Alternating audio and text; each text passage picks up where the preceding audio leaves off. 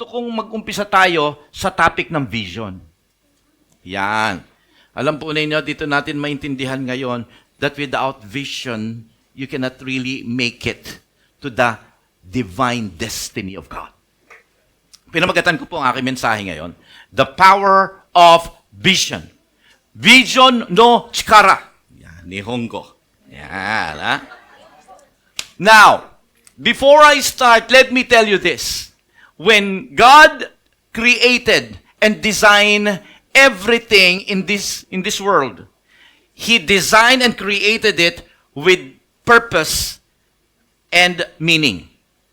For example, hindi ka makakakita, okay, sa buhok mo na lang. Kahit buhok sa ulo at buhok sa ilong, may purpose. May meaning.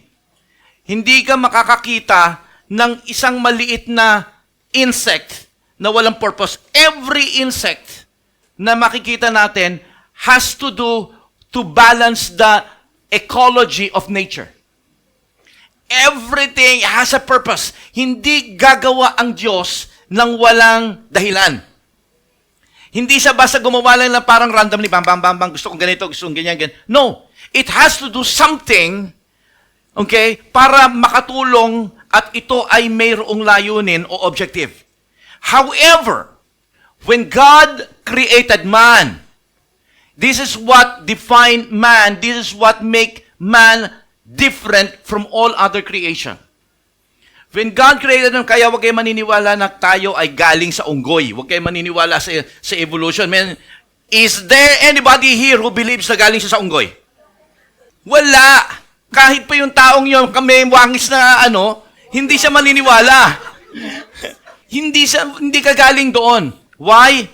This is what makes us separate from all other creation. In the book of Ecclesiastes, chapter 3, verse 11, look at this. He has made everything beautiful in its time. He has set eternity in the hearts of men. Look at this. This is one thing that makes us separate from all the creation. Nung ginawa ng Panginoon ng tao, He set an inner sense of eternity in the hearts of man. Eternity inside your heart. But, hindi ito pwedeng galawin unless a man will receive salvation from God. Bakit kinakailangan maborn again ako para makita?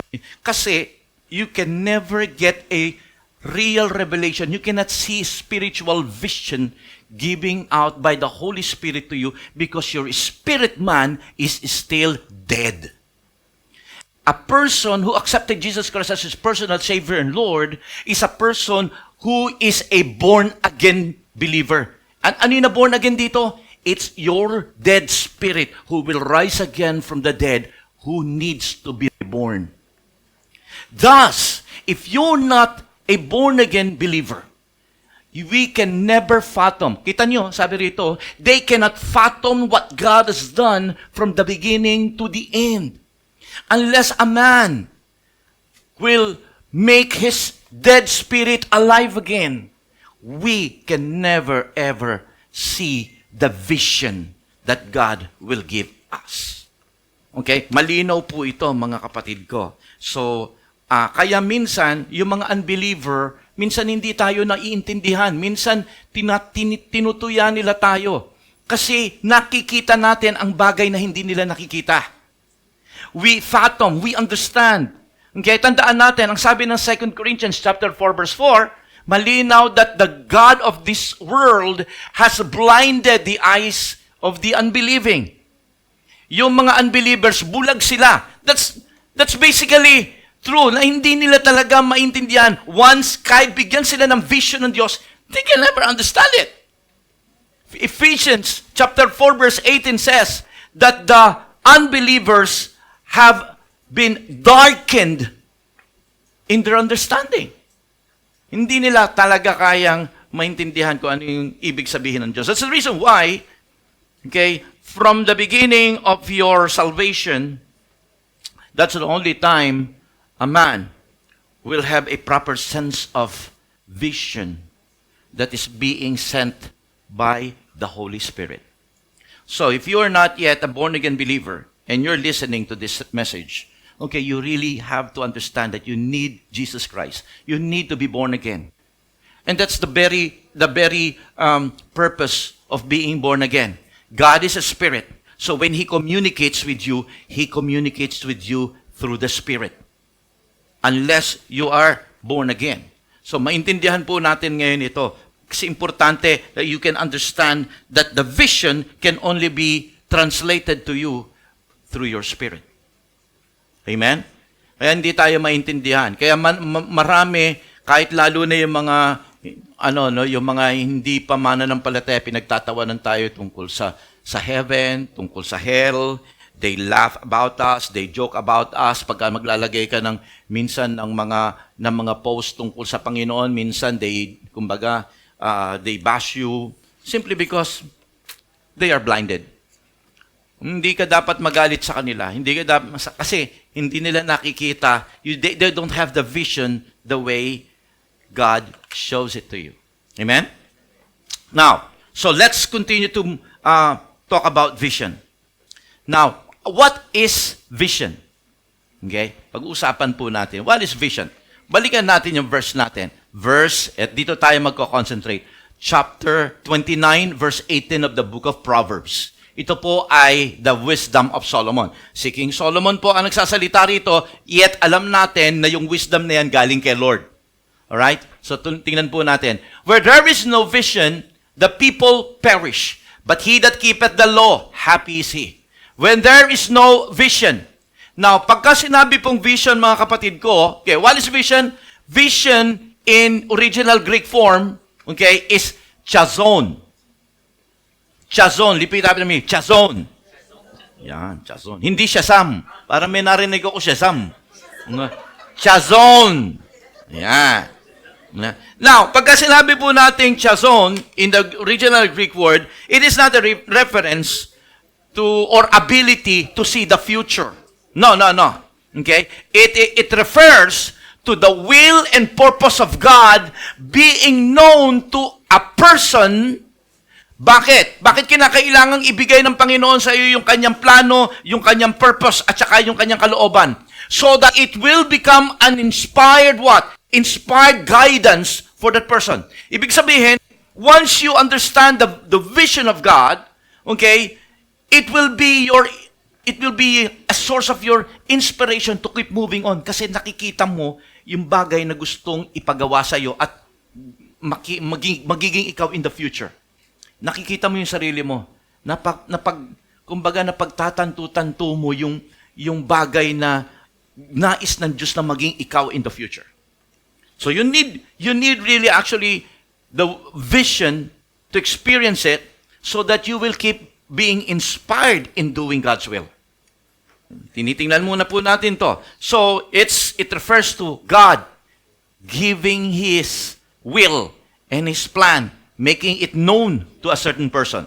So the first thing that we need to understand about, dahil tinatalakay natin what is vision, okay? Vision must be imparted by God. Remember that vision is not ambition. Vision is not ambition. Sapagkat minsan, ang akala natin, yung ambisyon natin, yun ang vision sa'yo ng Lord. Meron akong isang kapatid, okay? Kapatid sa Panginoon. Alaga ko ito. At alam nila yan, umuwi siya ng Pilipinas. Sabi niya gano'n, kasi pinakita sa akin ng Panginoon, magiging pastora ako. Pastor, kaya naghanap ako ng Bible school. Tulungan mo naman ako. Tulungan ko siya maghanap ng Bible school. Noong mga panahon na yon. Nasa Pilipinas ako. Tapos, di tinulungan ko siya. Tapos, sabi niya gano'n, hanap ako ng Bible school. Dahil alam ko, sabi ni Lord, magiging pastor ako.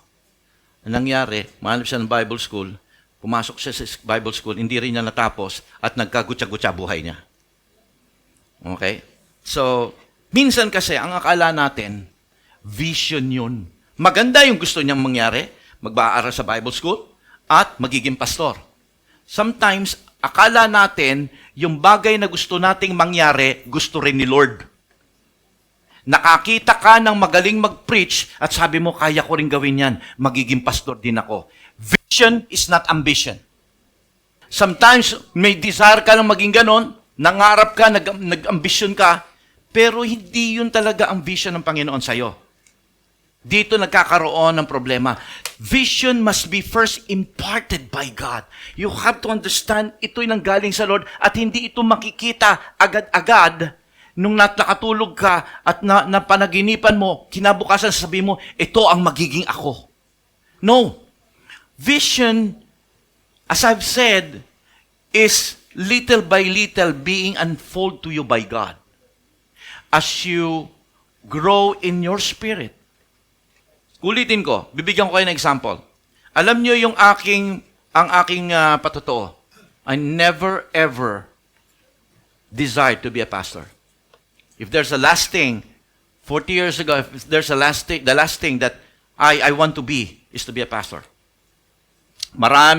Misis ko, alam niya, maraming nagko-convince sa akin, Brad, bakit hindi ka magturo, magganito, magganyan? Kaya mo? Sabi ko, no, hindi po ako dyan. Hanggang music ako.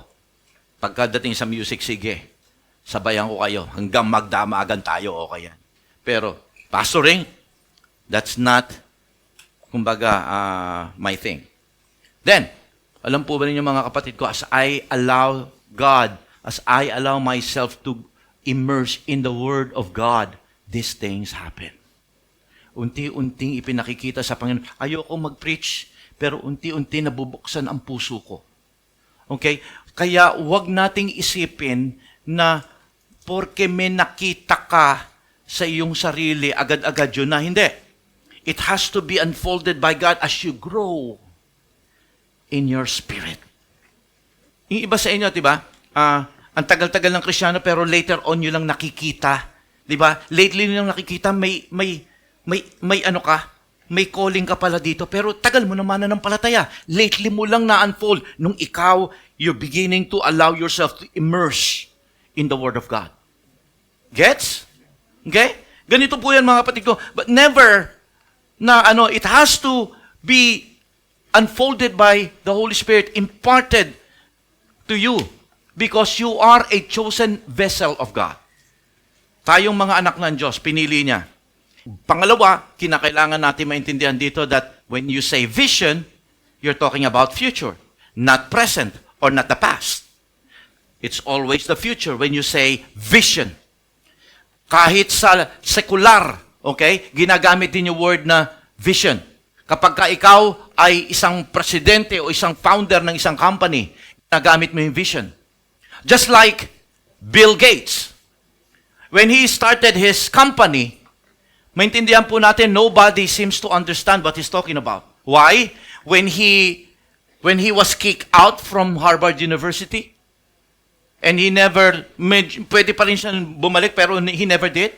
Why? Because he had a vision. Ano ang vision niya? Sabi niya nun, my vision is, I want every house in the world to have a computer. Kapag ka sinabi mo yan, 40 years ago, sasabihin mo, si Raulo ito si Bill Gates. You know why? Because even yung mga malalaking company at that time, they cannot afford to have a computer in their company. Imagine that. And nobody at that time, IBM was the biggest company in the world when it comes to computing. Pero the only company at that time that can have enough money to spend for computers are those multinational company. And yet here is a nerd telling the world, my desire is to have every house in the world to have a computer in their houses. And now, look, every person in this church have a computer in their pocket. We call it smartphone. Amen? Without visionary leaders, hindi tayo magkakaroon. We will not dare to innovate. We will not dare to go out of our comfort zone. Vision is important. That's the reason why many Christian remains what? We remain baby Christian. Because we lack vision. Sabihin mo sa katabi mo, you need vision. Every Christian needs vision. If you are visionary, If you're a visionary person, mga kapatid ko, you will capture the idea of God. You will picture yourself as somebody who will be an important tool in the hands of God. Remember, ito yung iyong divine destiny. Lahat tayo may divine destiny sa Panginoon. So, you don't look down on yourself. Huwag mo sabihin, wala naman po akong pinag-aralan, pastor, kung alam mo lang. At hindi ako magaling talaga sa academics ko, kung alam mo lang. Kaya wala ako ganito o ganyan. Don't look down on yourself. Why? Because God has instilled within you what? Ang sabi ng salita ng Diyos, binasa natin, a sense of eternity inside your heart. Whether you like it or not. Di ba? Natural sa iyo yung parang gusto mong iangat ang sarili mo. Hindi ka pa mananampalataya. Di ba? Yung gusto mong, ayoko nito. Ayoko manatili sa tundo. Ayokong ganito ang buhay ko. We always want to strive for a better life. Alam mo bakit? Kasi yan yung parte na inilagay talaga sa iyo ng Panginoon. Always longing. Ngayon, kapag ka ayaw mo, may problema sa iyo. Alam mo kung ano yan? Tamad. Tamad ka. Yan ang kalaban ng success. Kahit na ikaw ay nanalo sa loto ng ilang milyon, 50 million, let's say, 50 million pesos. Pagkatamad ka, hintayin mo lang yan, mauubos din lahat yan. Now, bakit ka tinatamad? Because you don't have vision. What pushes a person to strive is because you have something inside of you. Pagka na-envision mo, kita mo, okay, pangatlo, vision is a mental picture of your future. Alright? It's a mental, God will show to you who you will become in the future. It's about unveiling God's plan for your life. It's capturing the idea with a clear picture na ikaw to magiging ganito ka, anak. Ito ang gusto kong mangyari sa iyo. Wow! Huwag mo sabihing mabibigla ka. Hindi ako nabigla nung dinala na ako ng Panginoon dito. Why? Because, kagaya ng sabi ko sa inyo, unti-unting ina-unfold ni Lord ang mga bagay-bagay. Hindi kanya bibiglain dahil pagka pinakita sa akin ng Panginoon 40 years ago, yung nangyayari ngayon dito, sa ginagawa ko sa harapan sa inyo, I will be shocked and I will be afraid. I'll be scared. Kasi at that time, sabi ko, that's not my calling. Hindi yan ang peg ko. Hindi yan.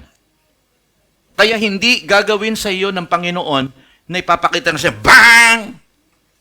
Alright? Hindi. Little by little, you will know God is allowing you to go there.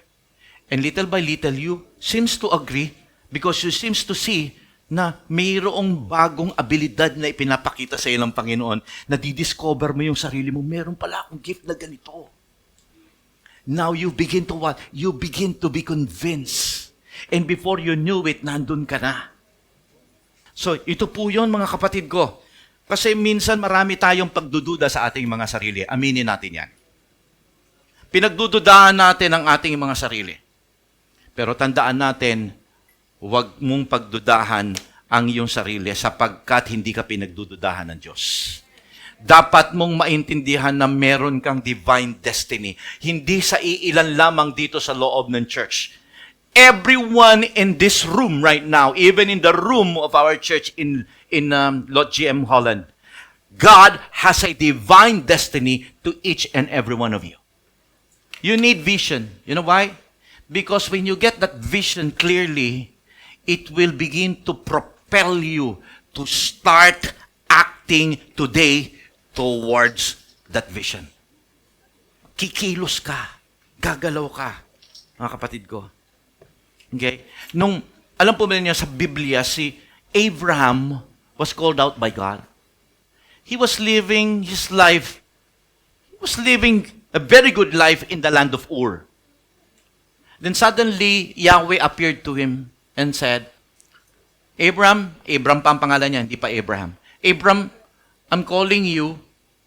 I have a plan for you. I'm going to build a new people. I will call it chosen people. But I have to take you out from that land of Ur. And I will show you that land. But you have to go out of that land. So anong ginawa ni Abraham when he saw that vision of God? Ang sabi ng istorya, he left his hometown, he left his father, he left his family, and took everything that he can, and he started to what? To move forward towards that vision. One time when Jesus Christ is beginning he was beginning his ministry, he went to a seaside. And then he started to look at the fishermen. And one of those fishermen in one boat were Peter and Andrew. Suddenly, Jesus Christ looked at them and says, "Follow me, and I will make you fishers of men." Peter and Andrew were what? Fishermen. When they got the vision that Jesus Christ was telling them to become fishers of men, they realized that it is God's desire for them to become fishers of man, not just become fishermen. When they got that vision, imagining themselves to be fishers, what it is like to be a fisher of men. Alam namin, veterano kaming fishermen. But what it's like to be fishers of men? I would like to be one, sabi siguro ni Peter at saka ni James. Nagkatinginan sila. And we know the story, pareho nilang iniwanan ang kanilang nets. Nung panahon na nag-share po si Jesus Christ sa kanila, sinasampay nila, inaayos nila yung nets nila dahil galing sila sa panghuhuli ng isda, magdamag. Pero right there and then, when they got the vision coming from Jesus Christ, they left their nets. You see, ito yung mga bagay na gusto kong makita natin dito, mga kapatid. That you have to have that mental picture of what you will be and what you can be in the future. Kayo ba? Ano nakikita mo sa iyong sarili? May nakita ka na ba? Or, kaya hanggang ngayon, naghihintay pa tayo? Minsan, ang Panginoon, binibigyan ka niya, kinakausap ka na niya, He's beginning to unfold some of the picture of the puzzle. But then again, para sa iyo, I don't need vision. Pero gusto ko, kaya ito ang forma, ito yung tema ng aking preaching ngayon. Kasi gusto ko maunawaan po ninyo na you must not underestimate vision in your life. Huwag mong isipin na nanay lang ako eh. Hindi naman ako trained, ganito lang ako eh. Ever since naman, ganito lang naman ang kakayanan ko. No. Hindi naman kinakailangan great ang gawin mo. Hindi naman lahat great ang kanyang divine destiny. Yung nanay nga nila John Wesley, siyam silang magkakapatid, mga lalaki sila. Ang nanay niya, hindi naman siya magaling mag-preach, pero silang lahat ginamit ng Panginoon mightily. Alam po ninyo, ang nanay niya, kung saan tinawag, prayer intercession. Nasa tuwi-tuwi nang alam nilang magkakapatid na ang nanay niya, pagka nakaupo at ang apron ay nakapatong sa ulo, huwag nilang gagalawin ang nanay nila. Alam niyo kung bakit? Sapagat ang nanay nila ay nananalangin. Tinuruan sila ng nanay nila. Na, dahil maliit lang po ang bahay nila, mahirap sila. Okay? Walang paglalagyan ang nanay niya, walang prayer room, kagaya natin ngayon, kagaya ng church natin, kagaya ng malalaking bahay na meron kayo. Okay? Ang nanay niya, kung saan siya nakaupo, pagka ginanunan niya ang kanyang apron, that's the story of John Wesley. Alam na nila na huwag tayong mag-iingay, tumahimik tayo, ang nanay natin na nanalangin. And every supplication of that mother is for her children. 9 children. And all of them, including John Wesley, became men of God. Hindi mo kinakailangan maging marvelous, maging powerful yung divine destiny mo. As long as you will create even a small impact in the body of Christ, that's enough. Importante po mga kapatid ko, hindi tayo nakaupo sa paborito nating upuan, dzuto hanggang dumating ang Lord. Kinakailangan maintindihan natin na we are always driven. Ang taong may vision is always driven. Minsan mga kapatid ko, may kukumpare mo ang taong walang vision at saka may vision. Ang taong walang vision, madaling maapektuhan ng mga bagay na nangyayari sa kanyang buhay. Pero ang isang taong may vision, hindi mo kaya basta alisin yan sa kanyang gustong ginagawa. Sapagat alam niya na yung kanyang ginagawa ay paraan para marating niya yung divine destiny ng Panginoon sa buhay niya. I hope and pray, alam po ninyo, when I'm doing this message, I'm really praying, Lord, I pray na makuha talaga ng mga kapatid ko itong sinasabi at yung mensahe ko ngayon. Tingnan po ninyo ang sabi rito, no? Okay? Tayo daw po ay may, balikan natin yung ating verse natin, dahil ito yung verse natin. We need vision in this life. Now, nakita ninyo, sabi ko nga kanina, that even secular world needs vision. Mas lalo na kung tayo ay mananampalataya. We need vision. Pagka Kristiyano ka, kinakailangan maintindihan mo, you must get the message of God over your life. So, yung vision na ito, napaka-importante. I have this explanation about vision. Alam po ba ninyo that vision is God's revelation, or vision is God revealing His purpose to a person, or to a children of God, or to a child of God. Yun yung vision. Now, this vision ngayon, kapag ay nilagay sa ng Panginoon, this vision should be accompanied by the knowledge of the Word of God. Kinakailangan nakabase ito sa Biblia, sapagkat kung hindi ito nakabase sa Biblia at hindi ito consistent sa Word of God, mga kapatid ko, it's not going to work. You're not going to succeed. Word of God is very important when it comes to vision. Because the Word of God will be the one to supply strength para magpatuloy ka dyan. Ang Word of God din ang magbibigay ng linaw para unti-unting luminaw ang plano ng Panginoon sa buhay mo. Kung wala ang Word of God, hindi ka lalago, ang spirito mo hindi lalago, at hindi mo tuloy maintindihan kung ano yung vision ng Panginoon sa iyo. So, the Word of God actually is the basis to strengthen that vision that God has for you.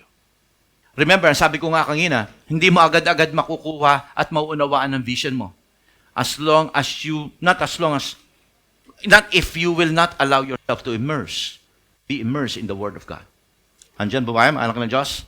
So, it has to be accompanied by the knowledge of the Word of God. And the more you are exposed to the Word of God, the more the vision will become clearer. And when this vision becomes clearer, the more you will desire for it. And the more you desire for it, it will lead you to a determination. For example, gusto mong pumayat. Okay? Pagka gusto mong pumayat, nakita mo, meron kang pinanood, sabi niya, in 45 days, papayat ka. Okay? But you have to know this. These are the steps and rules that you have to follow. Okay? Ang sabi nung nagsasalita doon sa YouTube na pinanonood mo, look at me. Look at me 45 days ago. And this is the after, and this is the before, and this is the after. Okay? Well, of course, okay, you have to envision first. You have to see yourself as the after. Kasi without envisioning it, how would you be inspired? How will you become determined to do it? Intindihan po niyo, mga kapatid ko? Kaya na-inspired ka kasi nakita mo yung before and after niya. Tapos nakita mo, kaya ko yun ah. Dahil nakita mo, kaya mo, dinisiplina mo na ang sarili mo. Nandiyan po kayo, mga anak ng Diyos? Doon ka ngayon matututo magdisiplina. Kasi sinasabi natin minsan, kaya hindi ako pumapayat, wala akong disiplina. Okay, ulitin ko. Hindi disiplina ang problema mo vision. Kasi ang disiplina ay pamamaraan to train yourself to what? To do what is the rules. Yun ang disiplina. Itong rule, didisiplinahin mo yung sarili mo. Ang discipline po it's not really an objective. The objective is the vision. The objective is, I have to be sexy after 45 days. That's the vision. Ito, nakikita ko na yung sarili ko. And when you start Okay? Every day nakikita mo, uy, anong gagawin mo? Parati ka ngayon nakatingin sa salamin at meron ka ngayong weighing scale. Araw-araw kinikilo mo yung sarili mo. Ang galing na salita, no? Kinikilo talaga. Pagka ginawa mo ngayon yan, makita mo, kahit makita mo yung, wow, I lose 1 ounce. Parang baliwala. Okay? Pero makikita mo ngayon, okay? Ano pati yung mind mo na nasa psych up mo, uy, lumiliit yata mukha ko, pero hindi nagbabago, ha? Hindi, nga.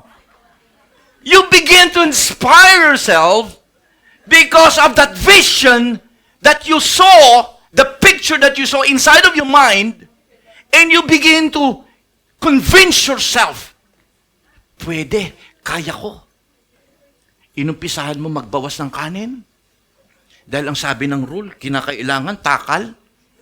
Kinakailangan, ang takal ay talagang kalahating baso.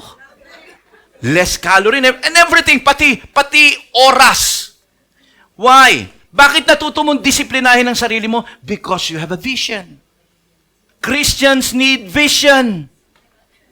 You have to understand it and see it first before you have that, you begin to have that determination to discipline yourself. So gusto ko maintindihan natin dito, mga kapatid ko, okay, that vision is important, but it needs to be accompanied by the knowledge of God.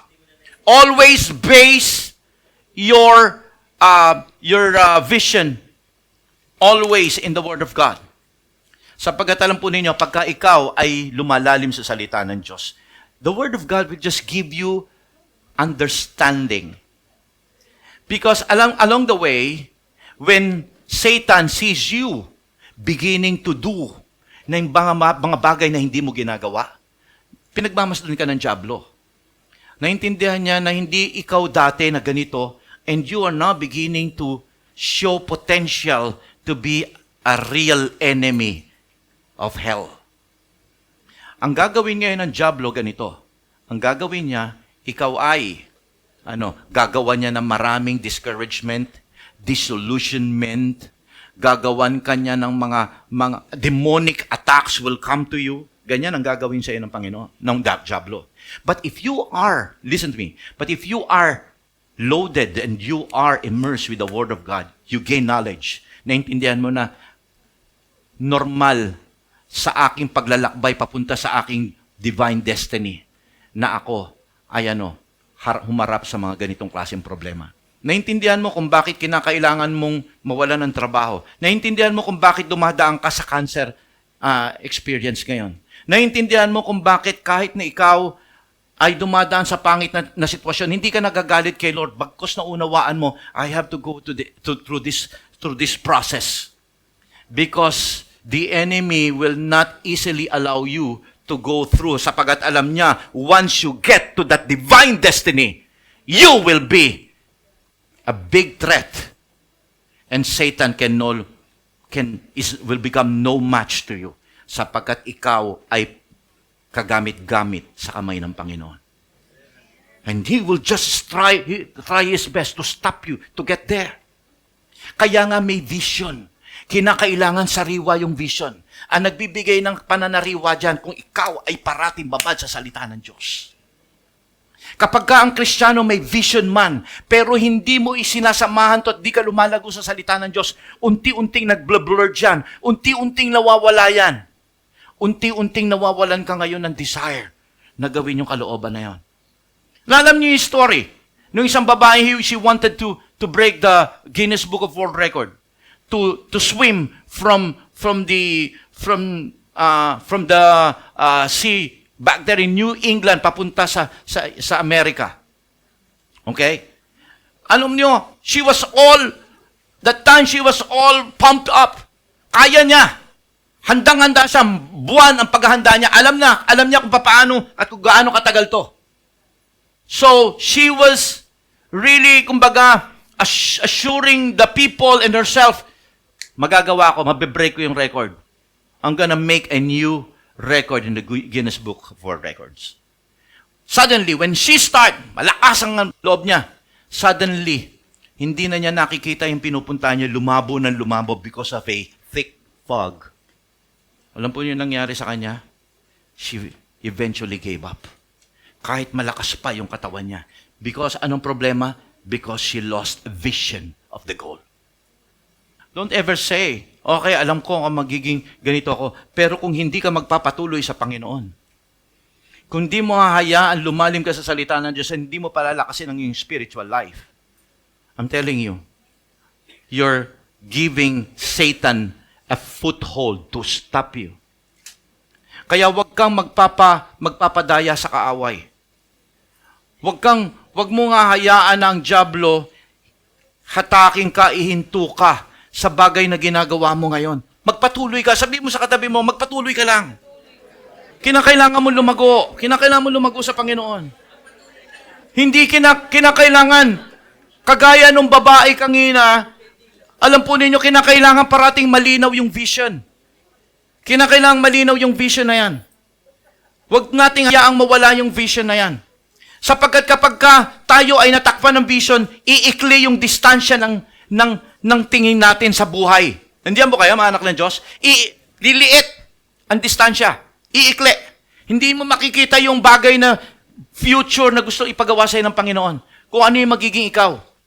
Ang tawag dyan ay spiritual myopia. Alam po ninyo yung myopia? Kagaya ko, short-sighted. Nakikita ko lang, okay, yung sa tamang layo. Pero pag malapit na malapit, di ko na nakikita. Pero yung malayo, kaya ito po, iba yung lens ko rito, iba yung lens ko sa malayo at saka sa malapit. Kinakailangan mo ng corrective lens. Now, ano po ang sinasabi ko rito? Maraming mga Kristiyano ang may spiritual myopia. Maikli lang ang tingin, hindi, ang vision niya, maikli lang ang nakikita. Merong mga Kristiyano sa Book of Revelation. Ito yung mga Kristiyano sa Laodicea. Tingnan natin ang reklamo ni Lord, okay, sa kanila. Sabi po na Revelation chapter 3, 14 to 18. To the angels of the church in Laodicea write, these are the words of the Amen, the faithful and the true witness, the ruler of God's creation. Okay? I know your deeds. Sabi ni si Lord Jesus Christ po yan. Siya po yung si Amen. Siya po yung the faithful. Siya rin po yung the true witness. The ruler of God, sabi niya gano'n creation, I know your deeds, that you are neither cold nor hot. I wish you were either one or the other. Sabi rin rito, itong mga Kristiyano daw po sa Laodicea, hindi daw po mainit, hindi daw malamig. Naku, delikado, marami mga Kristiyanong ganyan ah. Hindi mainit, hindi malamig. Sabi ni Jesus Christ dito, sabi niya, mas mabuti pa na malaman mong ikaw ay malamig kung malamig ka. Mabuti pa kung mainit ka, maging mainit ka. Pero yung maligamgam, ano gagawin niya? Let's continue sa verse 16. So because you are lukewarm, neither hot nor cold, I'm about to spit you out of my mouth. Isusuka ka niya. Idudura ka niya. Iluluwa ka niya. 17. You say, I am rich, I've acquired wealth, and do not need a thing. Nakita po ninyo sila? Saan sila nakatingin? Hanggang saan yung vision nila? Sa mundo. Wealth, nakita niyo yung ginamit nila? They are rich, they have acquired wealth, they have everything that they need in this world. Okay? Sabi nga ni Jesus, anong sabi rito? But you do not realize that you are wretched, pitiful, poor, blind, and naked. All they understand, Kristiyano ito ha, all they understand is things of this temporal world. They cannot see in the Spirit. Wow! Kristiyano, pwede ba yon? Pwede, sabi ng salita ng Diyos eh. Sapagkat hindi sila nagkaroon ng spiritual vision. Tuloy natin. Verse 18. I counsel you to buy from me gold refined in the fire. Ano yung gold? Buy from me. Ibig sabihin, you buy from me, si Jesus Christ, parang niya sinasabi rito, you can get from me the ability to see not only in short-sightedness, in order for you to get that, kumbaga, yung far sight yung pagiging, yung farsightness nila, yung malayong pagtingin, sabi niya gano'n, you get it from me. But you have to pay for it. Ibig sabihin, you have to be willing to sacrifice. You have to pay the price. Kasi tandaan po natin, mga kapatid ko, spiritual sight can never happen dahil born-again Christian ka lang. It gives you ability to see in the Spirit, pero kung hindi ka magbibigay ng panahon, hindi ka matututong magsakripisyo para sa mga bagay na gusto ng Panginoon gawin mo, hindi mo mauunawaan unti-unti yung mga bagay at hindi ma-unfold ni Lord sa'yo yung iyong divine destiny. Kaya ito'y sinasabi ngayon ni Jesus Christ, I want you to buy from me gold refined in the fire. Purong ginto, ang sabi niya ganun. Okay? And sabi niya ganun, so you can become rich. Now, sinabi niya rito, rich. Rich na nga ito eh. Anong rich? Rich ang sinasabi rito ni Jesus Christ? Spiritual prosperity. It's not a mortal prosperity or physical prosperity. And white clothes to wear. Ano yung ibig sabihin dito ni Jesus Christ? Jesus Christ was like saying, I'm assuring you of your salvation. I'm assuring you that whatever happens to you, you will wear that white clothes. Kasi it symbolizes what? It symbolizes your righteousness and your way to salvation. Tuloy po natin. So you can cover your shameful nakedness and salve. Okay? Yung salve po parang ointment po yan. To put on your eyes so you can see. If yung myopia, to cure your myopia, you need corrective lens. To cure your spiritual myopia, you need the Word of God. You see? It's the Word of God that can give you clarity to see your future. To be able to grasp that vision. The Word of God. Kaya without the Word of God, listen to me, you can never be successful. Kaya wag nating isipin na we can do it on our own. No. Kaya kung meron kang vision ngayon, at ang vision mo ay hindi talaga vision ng Panginoon, kundi ambition, hindi vision, then, scratch it. You need to ask God for a new purpose. You need to start to be faithful. Start by what? By doing what you can do today. Start from the beginning. Wala namang po masama doon. Because later on, God will unfold you the right way kung ano at sino magiging ikaw in the future. So, may warning po kasi dito no? Si King Solomon. Sabi niya, without vision, men are bound to be destroyed. This is kumbaga, the warning here. This is the danger. Balikan natin yung ating verse. Proverbs 29:18. King James Version tayo, okay? Where there is no vision, the people perish. But he that keepeth the law, happy is he. Now, ano po ninyo mga kapatid, importanteng maunawaan nating mabuti ito. Kasi sabi ni King Solomon, kung ang Kristiyano ay Kristiyano lang, kung ang Kristiyano sumusunod lang sa law, okay, nang walang vision, you will perish. Na para maintindihan natin to, kunin natin yung ibang version, okay, ng Proverbs chapter 29:18. Tandaan po natin, ang Biblia may iba't ibang version. May New English Version, may English translation, merong Living Translation. Bakit maaaring sabihin niyo, bakit ganyan namang Bible? Pastor, ano ba ang tama? Ba't iba-iba? Ba't may kanya-kanyang version? Pare-pareho lang po yan. It's like, tingnan niyo itong clicker. NIV ang nakita niya, yung angle ng harapan. Pagka binasa mo naman yung Amplified Bible, yung angle ng ibabaw. Pagka nabasa mo naman yung The Living Bible, yung angle ng likod. But that is the same what? The same verse. That's the reason why kami po sa Bible School, we were, talagang inutusan kami. We were advised, even, kumbaga, forced na kami ay bumili ng parallel Bible so that we can see yung John 3:16 according to Amplified Bible, John 3:16 according to New English Translation, John 3:16 according to New International Version.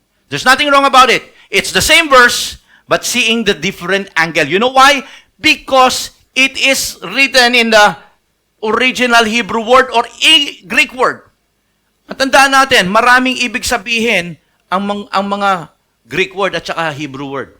Maraming ibig sabihin. That's the reason why it's very important. Pagka hindi mo naintindihan mabuti yung isa, look for another translation so that pagka kinumbine mo yun, maunawaan natin. Tuturuan ko kayo ngayon. Let's go to Proverbs chapter 29, verse 18. This time around to the Living Bible translation. Parehong verse, Proverbs 29:18. Look at the translation here. Where there is ignorance of the law, crimes run wild. But what a wonderful thing it is for a nation to know and keep His law. Now, it will give us something. Sabi po rito sa King James Version, kasi tandaan po ninyo, yung King James Version was translated word by word. Kaya yung English nito distorted. Kaya kami sa Bible School, ginagamit namin King James Version because it's, kumbaga, kung ano yung original Greek word, original Hebrew word, yun yung ginawa. Kaya yung English nito, barok. Okay? Barok ang English nito eh. Okay? But, nevertheless, tuturuan ko kayo ngayon para mas lalo natin maintindihan yung ibig sabihin ng Proverbs 29:18. Where there is no vision, the people perish. Where there is ignorance, you see, when you do not have vision, you have ignorance of God. Naintindihan po ninyo? See, naintindihan nyo ngayon na importante talagang vision. Because without vision, you are ignorant about God. And where can we get knowledge about God? The Bible. Now, sabi po niya rito, the people perish. Ano ibig sabihin? Namamatay, nadi-destroy, gano'n? Hindi. Tingnan nyo, they become wild, they become, kumbaga, lawless. They do what they do. Anarkiya sa iyong Christian life. Nung di ka na natatakot gawin ang mga bagay at nadadala ka ng takbo ng sanlibutan because you don't have vision. Ang isang tao na may vision, kagaya ng sabi ko kanina, pagka may vision ka, hindi ka pwedeng madala ng mga kahit ihanda sa iyo ang masarap na cake dahil ang nasa utak mo 45 days. Okay, Glo, 45 days, Glo. Ang nasa isip mo, 45 days. Kahit nakakapaglaway yan. No, sabi niya gano'n, hindi. Nakaka-10 days na ako, 35 days na lang. At may nakikita na akong, 1/4 kilo na yung nawawala eh. I mean, the fact is, nakikita ninyo yung sinasabi ko, mayroon ka kasing vision. That's the reason why meron kang leverage para pigilan mo ang iyong sarili. Nakapagsakripisyo na ako, teka, wag na, ayoko na. Kahit pa may magyaya sa'yo sa yakiniko, na gustong-gusto mo. Sabi, hindi na ako pwede kasi after 6 ako eh. Sana tinawag mo ko ng mga alas 12, sasabayan kita. Okay, pero alas 12 ng gabi, hindi kita sasabayan na. So, just like that. Okay? So, you become lawless. Kasi, you don't have vision. So, sabi niya ganon, balikan natin yung TLB, yung the Living Translation.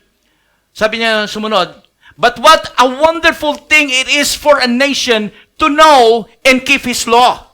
Ibig sabihin, kaya pala happy is he, kaya pala masaya siya, kasi gumagawa siya ng kalooban ng Panginoon na naayon sa Biblia with a vision. For example, ganito para may unawaan ninyo. Marami sa atin sumusunod kay Lord. Marami dyan sa palipaligid sumusunod kay Lord. Pero dahil wala silang vision, ang Christian life nila ay parang legalistic lang, born again. Gagawin daw namin ito, magdadala kami ng Bible, pupunta kami sa church every Sunday yan. Sabi ng pastor namin, attend kami ng Bible study. Sabi ng pastor namin, magsishare kami ng gospel. Pero kung wala kang vision, ang tanong, bakit mo ginagawa yun? Pagka ikaw, sumusunod ka lang sa salita ng Diyos nang walang vision, you are not happy. But if you know your vision, you know you have that kumbaga, knowledge about God. You are not ignorant of God. You have that knowledge of God. Kapag ka naglingkod ka kay Lord, happy are you. Masaya ka. Why? Lahat ng paglilingkod mo may meaning. Why? Because you know that those are steps closer for you to be in a place of divine destiny. What is life? Listen to me. What is life without vision, without purpose? What is life? Di ba? Sumaranay? Boring? Worthless? Pointless? What makes you inspired?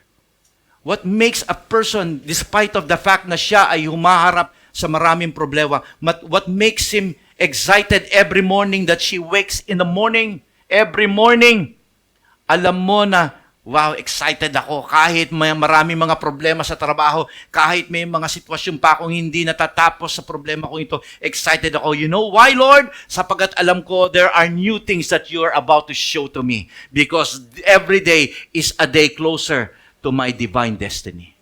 Amen? Because you know you have a vision.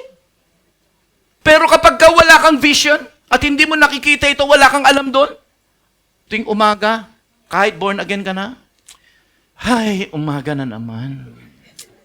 Pagod na ako gusto kong matulog pa naman Ay, nako, makikita ko na naman yung satyo ko.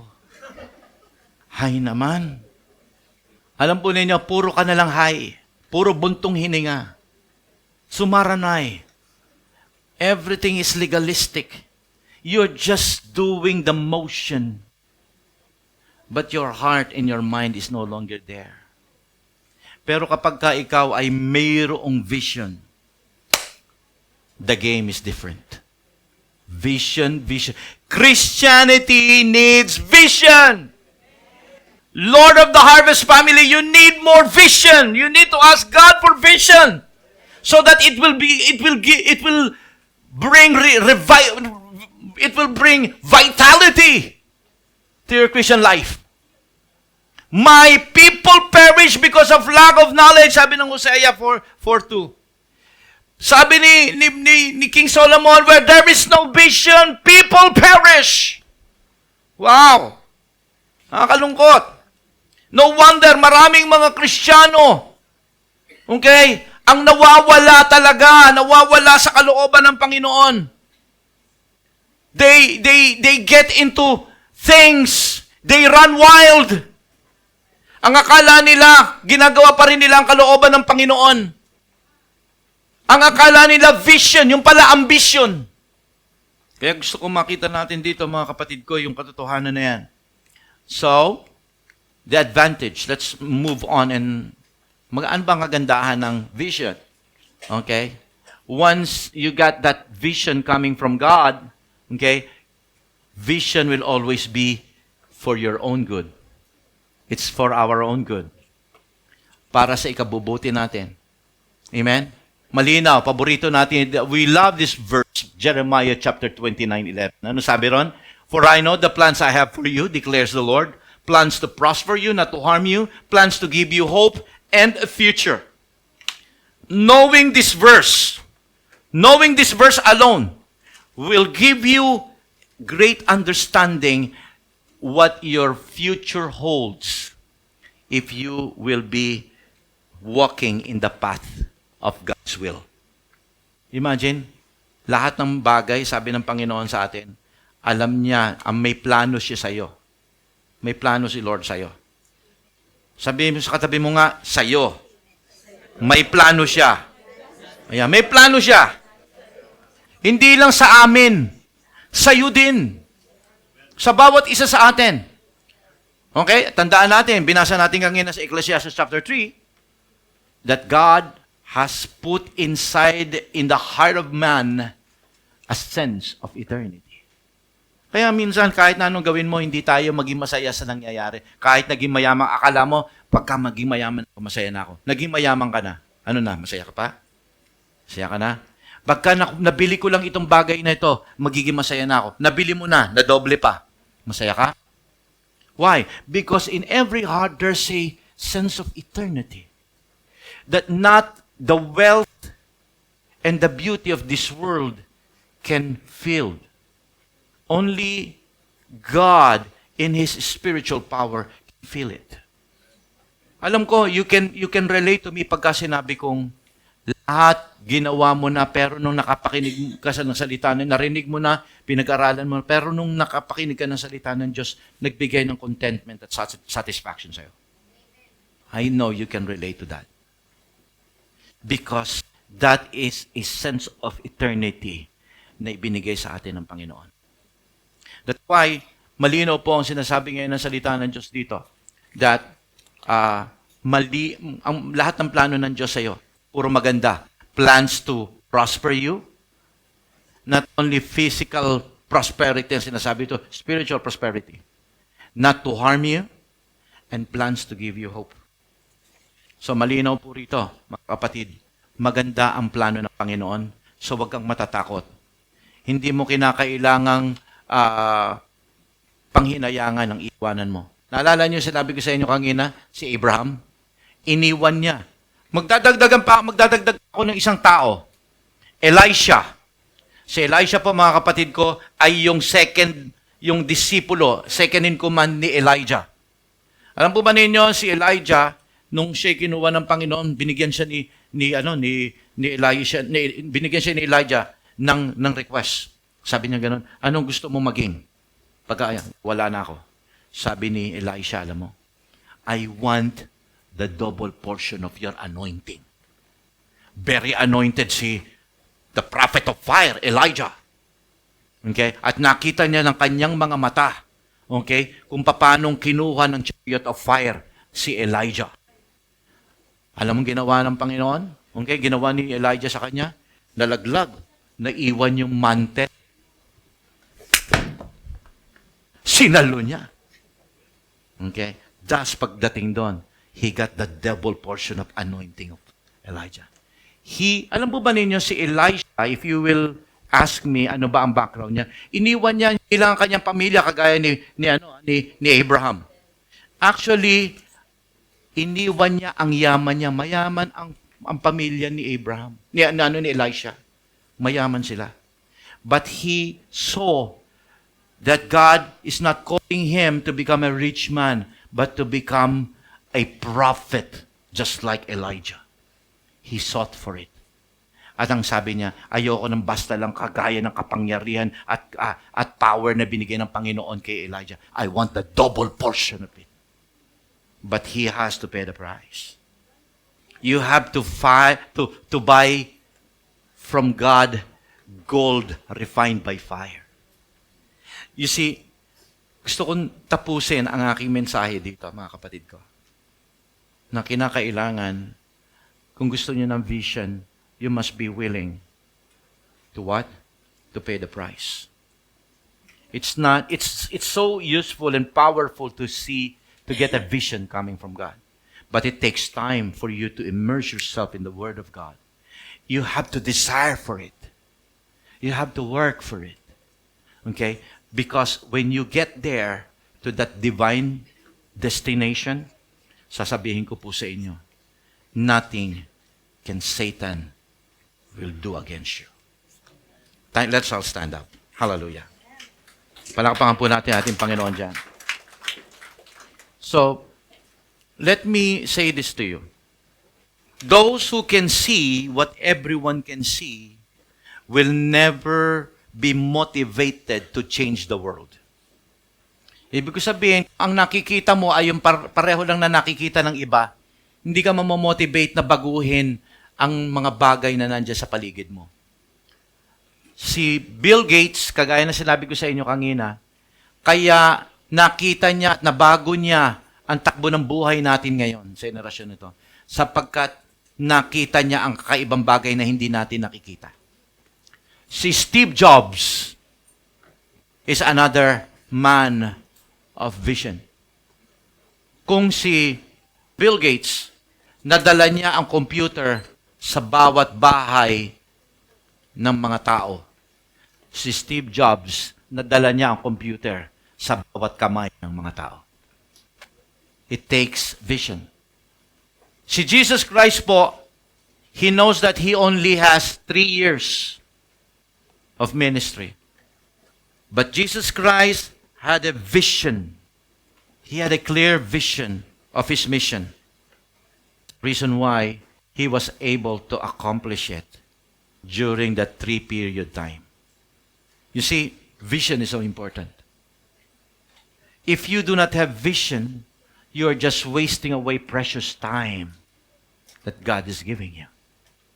Let's all close our eyes.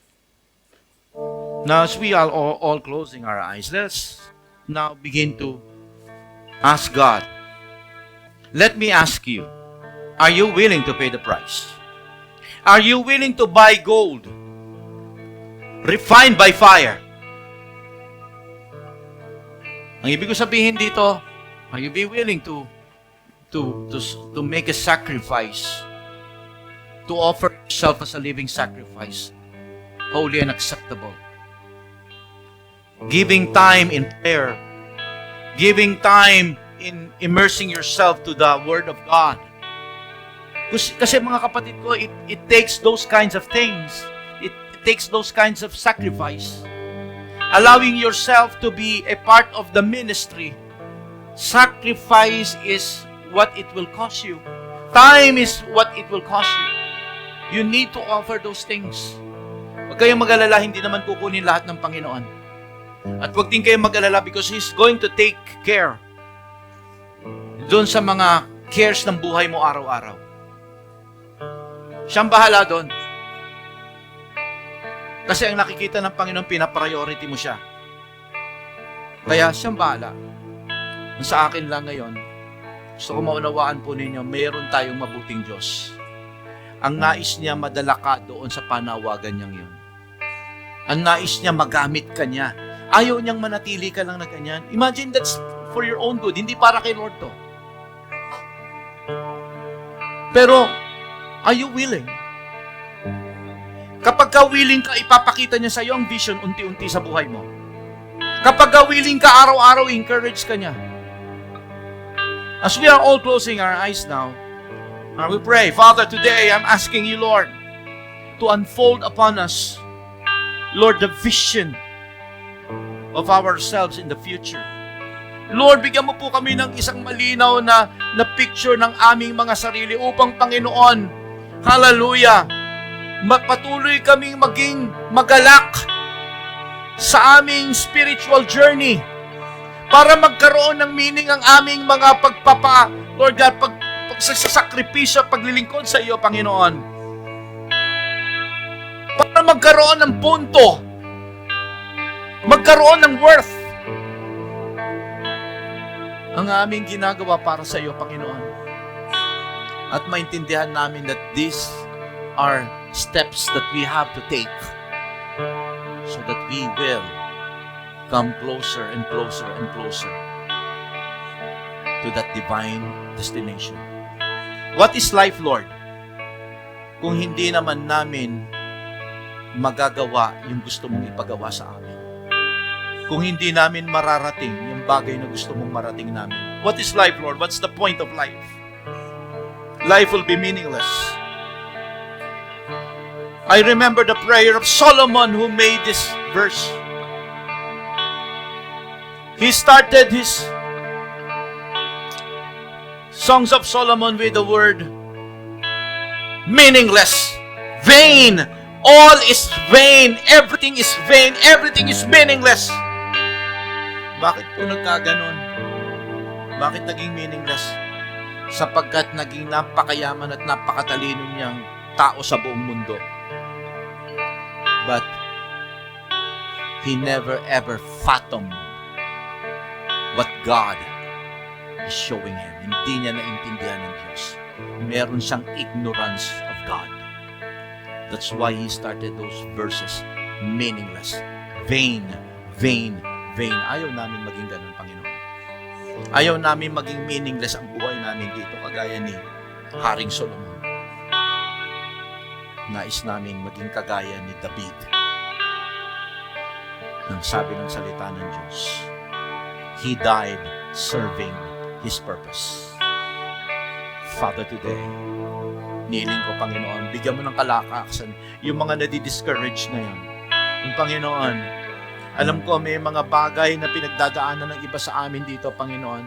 Lord, let your power, let your anointing, let the Holy Spirit fill us right now. Lord, help us to see your plan. Help us to see. Lord, give us vision about your plan. About your good plan. Plan to prosper us. Plan to give us hope. God,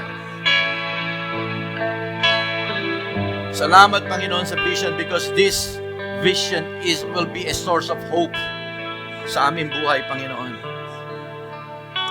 Dalangin ko, O Diyos, sa mga oras na ito, let us be filled by the Holy Spirit. Strengthen us, my Lord. Hallelujah. Reveal yourself to us right now so that we can serve you better. Lord, muli, lahat ng ito. Come on, everybody, let us just ask Him. Let's have some private prayers right now. Individual prayers. Show your desire. Panginoon, reveal yourself more. Panginoon, I'm blessing my brethren, my sisters, and my brothers here in this room. Hallelujah. In Lord GM Holland as well. Lord, bless them. So that vision will keep inspiring us in the middle of disappointment, in the middle of discouragement, in the middle of demonic oppositions. God, we can still be able to focus on our future. Lord, we thank you for giving us the idea and the power of vision. We love you and we praise you. We pray all of this in Jesus' name. Amen. Amen. Palakpakan po natin ating Panginoon.